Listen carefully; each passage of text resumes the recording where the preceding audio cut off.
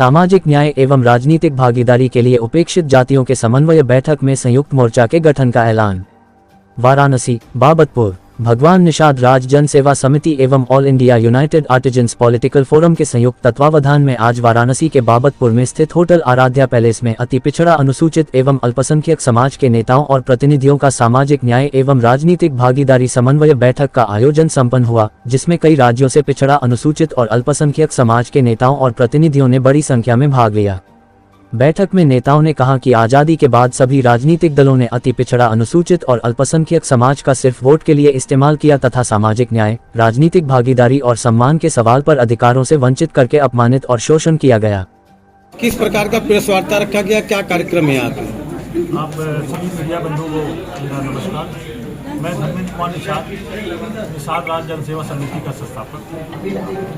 आज यहाँ पे किस तरह की बैठक की गई है?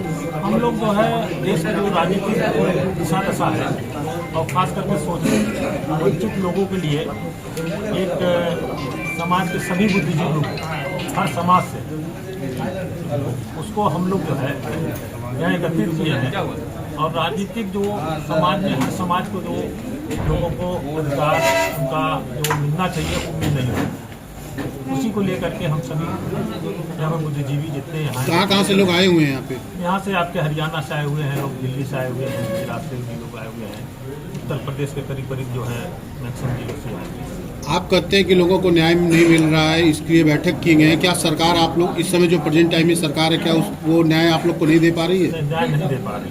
क्या क्या मुख्य चीज़ें हैं जो आप लोग इस बैठक में रखे हैं? मेन तो जैसे कि विद्युत को लेकर के देख रहे हैं कि हमारे उत्तर प्रदेश सबसे ज़्यादा विद्युत की समस्या, कितनी महंगी विद्युत है।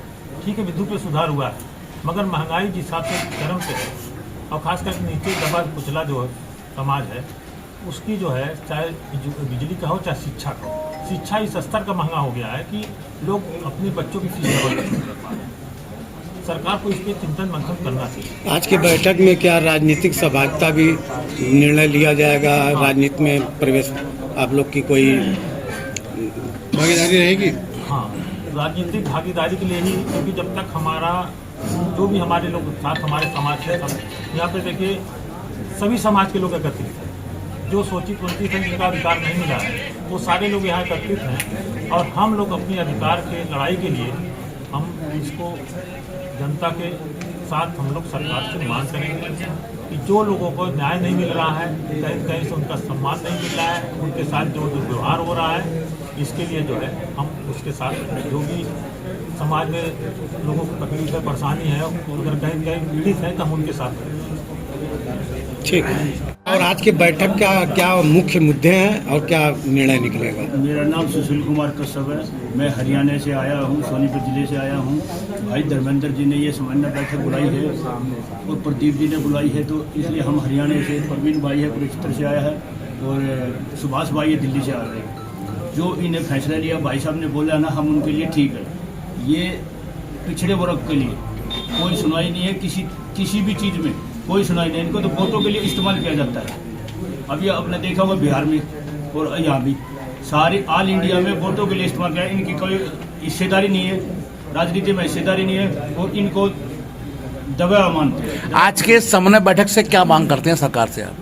समन्वय बैठक से भाई धर्मेंद्र जी हैं, तो ये टीम है सारी, ये जो फैसला लेंगे वो हम इनके साथ। ठीक है। मेरा नाम कैलाशनाथ उपाध्याय, वकालत करता हूँ सिविल कोर्ट में और खास करके न्याय और अन्याय से जुड़ा। जी सर, आज यहाँ बैठक किया जा रहा है, कई प्रांतों से लोग आए हुए हैं, क्या कहेंगे? हमारा इस बिंदु पर यह कहना है कि देश के तमाम, आप समझ लीजिए कि जन समुदाय को इस समय अत्याचार, व्यभिचार और अनाचार, दुराचार से जूझना पड़ रहा है। ऐसे लोगों की समस्याओं से निजात पाने के लिए यह समन्वय बैठक की जा रही है कि उनको न्याय मिले। और न्याय का दरवाजा तो हम समझते हैं निचले तबके से लेकर के ऊंचे तक बंद हो चुका है और उसी को खोलने के लिए हमारा यह समाज जुटा हुआ है और बराबर प्रयासरत रहे। ठीक। मौलाना रेहान अंसारी, ऑल इंडिया पसमादा महाज का राष्ट्रीय प्रवक्ता। मोहम्मदा बरगोना डिस्ट्रिक्ट में। आज की बैठक हो रही है, क्या कहेंगे? समन्वय बैठक अति पिछड़ा, अति दलित, पसमादा मतलब अति पिछड़ा होता है, जो उत्तर प्रदेश में 16% है। और ये कमज़ोर तबके के जातियों के जो लोग हैं, इनको किसी सरकार ने हक अधिकार नहीं दिया, ना ही शिक्षा में, ना ही सरकारी नौकरियों में, ना ही इनको किसी भी कारोबार में या राजनीति में तो एकदम नहीं दिया। वोट सबसे ज्यादा अति पिछड़ा, अति दलित और पसमादा का है। बात की जाए तो अभी इसके पहले कहाँ बैठक हुई थी और अब ये वाराणसी में बैठक हो रही है, क्या वहाँ मतलब जब बैठक हुई है तो क्या देखे वाराणसी में, क्योंकि बैठक वाराणसी में पहली बार हमें लग रहा है हो रही है, तो क्या चेंजिंग वाराणसी में नहीं दिखी या इसके पहले जो आपने बैठक की होगी और कहीं उसमें क्या विशेष वाराणसी में दिखा आपको?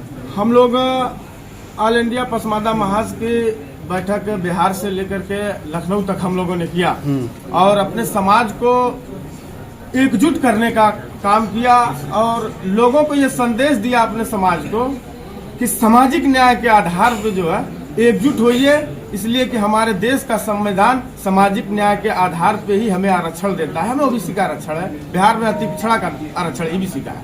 तो इसलिए धार्मिक जो एजेंडा है उससे, सांप्रदायिक वाला जो एजेंडा, उससे हमको दूर रहना पड़ेगा।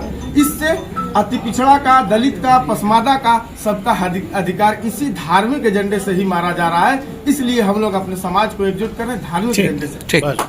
सम्मानित पत्रकार साथियों, आज राष्ट्रीय स्तर के इस समन्वय बैठक में आप आए हैं हमारी बात को देश तक पहुंचाने के लिए।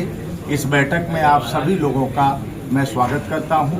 आज ये राष्ट्रीय स्तर का समन्वय बैठक बनारस प्रधानमंत्री के संसदीय क्षेत्र में आयोजित किया गया है और इस बैठक का आयोजन भगवान राय निषाद सेवा समिति के तत्वावधान में किया गया, जिसके संयोजक धर्मेंद्र निषाद जी हैं, जो इस संगठन के राष्ट्रीय अध्यक्ष हैं। इस समन्वय बैठक का मुख्य उद्देश्य आज ये है कि मौजूदा जो राजनीतिक व्यवस्था है देश के अंदर, इस व्यवस्था में जो शोषित वंचित समाज के लोग हैं, जो पीड़ित हैं, जिनके स्वाभिमान पर हमला हो रहा है, जिन्हें जगह जगह राजनीति में अपमानित किया जा रहा है, उनके हक अधिकार को लूटा जा रहा है, जिन्हें भागीदारी नहीं मिल रही, सामाजिक न्याय नहीं मिल रहा है, सामाजिक न्याय भागीदारी के सवाल पर, सम्मान के सवाल पर आज यह समन्वय बैठक आयोजित किया गया है।